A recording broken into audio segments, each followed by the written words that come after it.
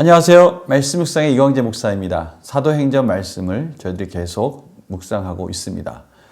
사도 바울이 드디어 아그리빠 왕 앞에서 자신을 변론하기 시작합니다. 근데 변론할 때마다 꼭 거쳐가야 할 과정이 있죠. 그것은 자신이 어떻게 해서 이렇게 예수님의 부활을 증거하는 그러한 자가 되었는지 과거에서의 그 변화되는 과정을 반드시 설명해야 됩니다. 이것은 저희들이 복음을 전할 때도 마찬가지죠. 저희들이 어떻게 변화되었는지, 과거에는 어떠했고 지금은 어떻게 바뀌었는지 이것을 전하는 과정은 반드시 저희들이 꼭 거쳐가야 하는 중요한 과정인 건 분명합니다. 왜냐하면 그 복음을 듣는 자들은 변화된 우리의 과정들을 궁금해하거든요. 왜 이 복음을 전하는지, 또 왜 이 복음을 전해야 하는지에 대해서 분명한 이유가 있어야 되니까 그것은 너무나 당연하다고 할 수 있습니다. 사도 바울도 어쩔 수 없이 아픈 과거이지만 그 내용들을 오늘 전하고 있습니다. 오늘 말씀을 통해서 또 하나님께서 저희들에게 또 무슨 말씀, 어떤 깨달음을 원하시는지, 또 어떤 말씀을 통해서 저희들의 삶의 변화를 시도하기를 원하시는지, 또 어떠한 한 걸음을 내딛기 원하시는지 듣는 귀한 시간 되기를 간절히 소망합니다. 제가 기도하고 시작하겠습니다.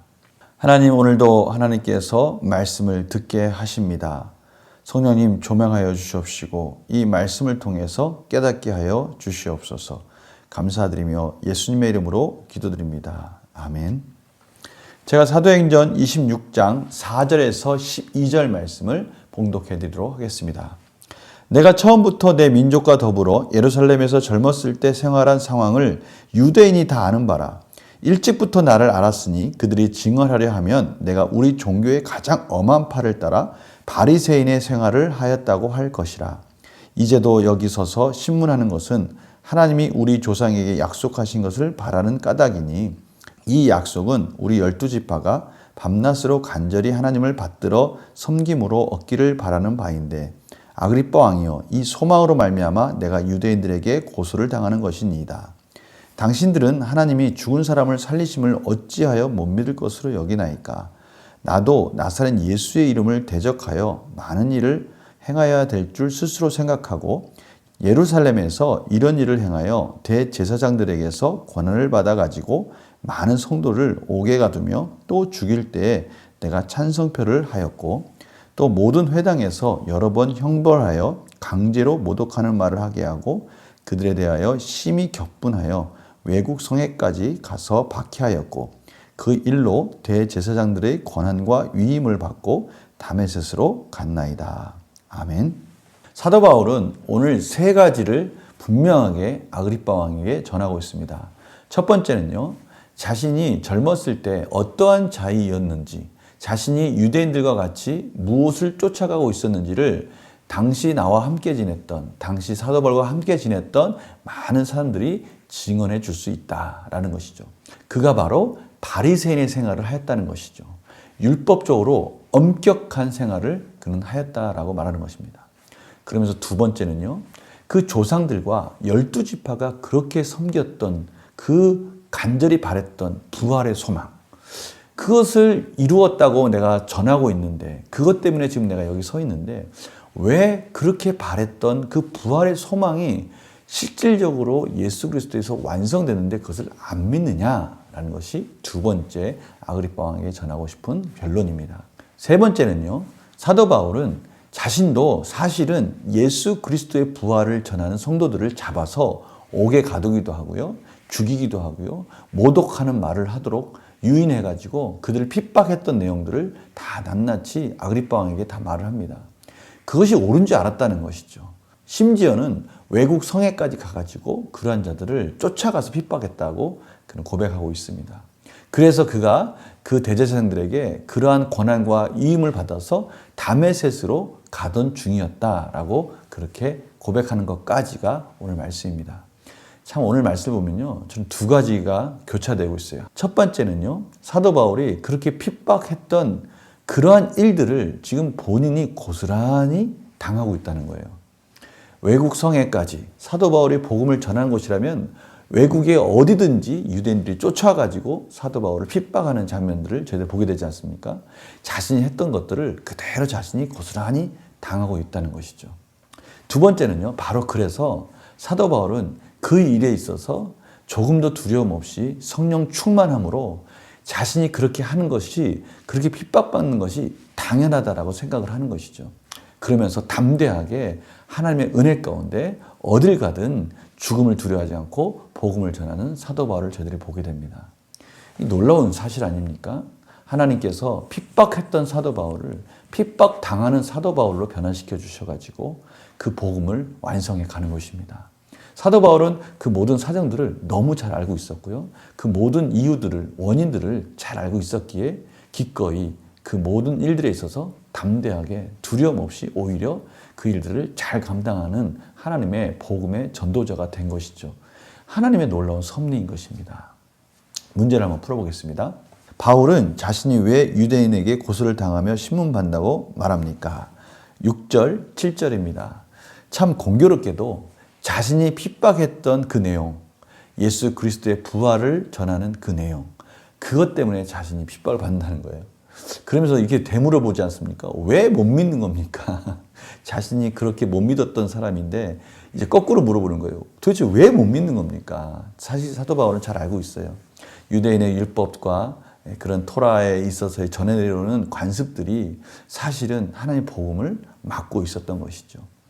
그러한 은혜가 없으면, 하나님의 은혜가 없으면, 하나님의 성령님의 은혜가 없으면 그것이 불가능한 것입니다. 그래서 사도 바울은 그 복음의 통로를 통해서 그것을 믿기를 원했고 하나님의 은혜를 주시기를 지금 원하는 마음으로 지금 복음을 전하고 있는 것입니다. 바울은 과거 자신의 모습에 대해 어떻게 설명합니까? 9절에서 12절인데요. 과거 자신이 그 전했던 내용들, 다시 말하면 예수 그리스도를 믿는 자를 핍박했고 또 그것을 위해서는 물불을 가리지 않고 외국 성에까지 쫓아갔던 그런 내용들을 지금 아그리빠 왕 앞에서 지금 고백하고 있습니다. 사실 이 고백이 사도 바울에 있어서는 참 아픔이죠. 자기가 씻을 수 없는, 참으로 잊고 싶은 그런 과거의 기억이라는 것이 분명합니다. 참 뜻하는 바가 많이 있어요. 어떻게 보면 사도 바울이 겸손할 수밖에 없는 이유는 자신이 과거에 그렇게 핍박했던 내용들이 끊임없이 자신의 마음을 누르고 있다는 것을 저희들은 알 수 있을 것 같아요. 복음의 열정의 이면에는 이러한 것들이 밑바탕에 깔아져 있는 것이 아닌가 그런 생각도 해봅니다. 연구와 묵상 질문 보겠습니다. 유대인이 바울과 같은 약속을 받았음에도 부활을 믿지 못하는 이유는 무엇입니까? 이것은 사도 바울이 경험했던 일입니다. 유대인들의 그런 종교적 관념 속에서 구약의 그 율법적 틀 속에서 율법을 온전히 지킴으로 인해서 의를 완성해야 된다는 것, 그것이 구원의 길이라는 것, 그것을 잘못 알고 있었고 그것이 불가능하기 때문에 예수 그리스도께서 그것을 완성하시기 위해서 이 땅에 오셨다는 것, 그것을 믿지 못하는 것이죠. 하나님의 아들이 하나님께서 이 땅에 인간의 몸으로 오셨다는 것, 이런 것들을 다 이해하지 못하고 구약에서 예언하신, 구약에서 바라보는 그 예수 그리스도에 대해서 유대인들이 온전히 깨닫지 못하기 때문에 그 복음의 완성을 이해하지 못했던 것이죠.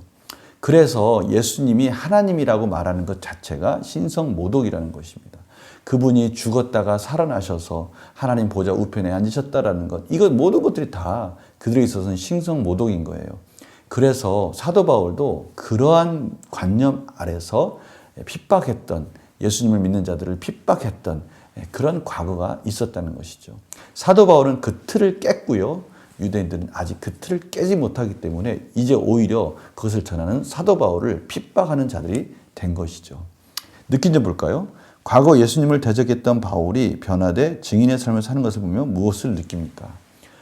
저는 바울이 과거에 그랬던 자가 이젠 핍박받는 자가 되었고, 과거에 복음을 전한 자를 괴롭혔던 그가 이제 목숨을 걸고 복음을 전한 자가 되었다. 이것은 하나님이 바울을 잡고 계시고 바울에게 은혜를 주시지 않으면 도저히 있을 수 없는 인간의 인격적인 세계관의 변화라는 것을 다시 한번 깨닫게 됩니다. 어떻게 이렇게 180도로 변할 수 있겠습니까? 그런데 또 한편에 보면 하나님이니까 가능하시다. 하나님이니까 우리의 모든 삶을 변화시킬 수 있다. 하나님이 우리를 변화시키고 계시다라는 소망을 갖게 됩니다.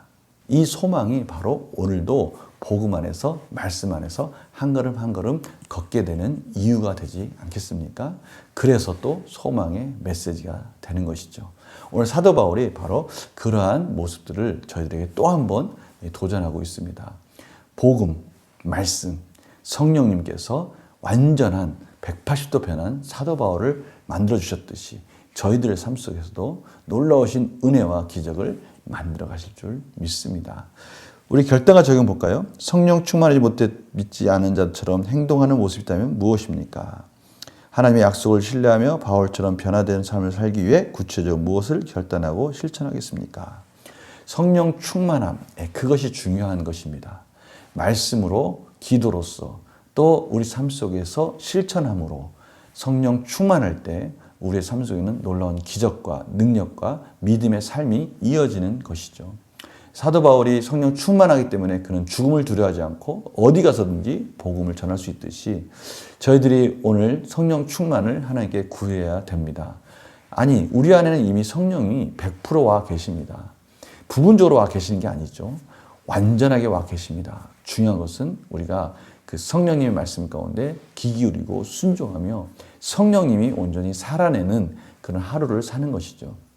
오늘도 내 자신을 깨트리고 유대인들처럼 자신들이 만든 관념 속에 내 자신을 가두는 것이 아니고 내 자신의 경험과 내 자신의 이성적 판단에 내 자신을 가두는 것이 아니라 말씀 안에 하나님이 말씀하시는 것이라면 성령님께서 예수님이 기뻐하시는 것이 무엇이라는 것을 가르쳐 주신다면 그것을 깨트리고 도전하며 승리하는 오늘 하루가 되기를 간절히 소망합니다. 그때 우리의 삶은 사도 바울과 같이 180도 변화되는 성령 충만하고 담대한 삶을 살 수 있는 그런 하루가 될 줄 믿습니다. 제가 기도하고 마치겠습니다. 하나님 아버지 감사합니다. 오늘도 하나님의 은혜로 삽니다. 오늘도 하나님이 주신 힘을 가지고 삽니다. 우리가 무엇을 어떤 힘을 의지하겠습니까? 영원히 의지할 힘은 말씀과 또 성령 충만함과 하나님이 이끄시는 그 놀라운 기적밖에 없습니다. 하나님 오늘 하루도 붙들어 주시옵시고 어딜 가든 어느 처소를 가든 그 말씀 붙들고 오늘도 하나님 의지하며 순간순간 기도하며 승리하는 하루가 되게 하여 주시옵소서. 감사드리며 예수님의 이름으로 기도드립니다. 아멘. 오늘도 말씀 붙들고 승리하는 복된 하루 되시기를 간절히 축원합니다. 내일 뵙겠습니다. 안녕히 계세요.